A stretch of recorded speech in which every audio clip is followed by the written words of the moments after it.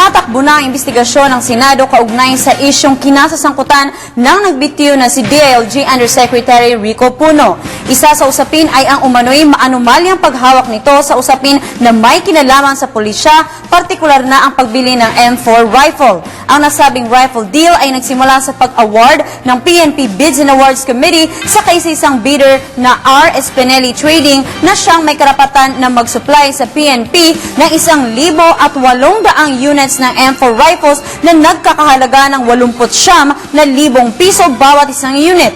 Ngunit bago makapag-supply ng baril, na-disqualify ang R. Espinelli Trading matapos mabigong magpasa ng mga kinakailangang dokumento.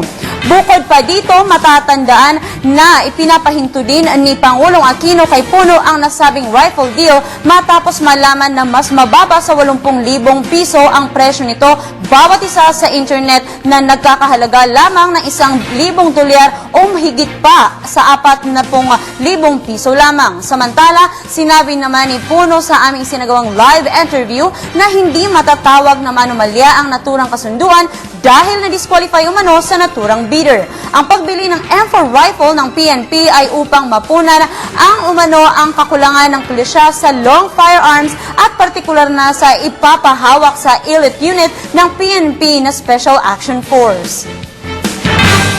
Po yan. Ang nangyari po dyan ay na-disqualify yung loan bidder dahil sa meron siyang mga maling dokumento na naisubmit.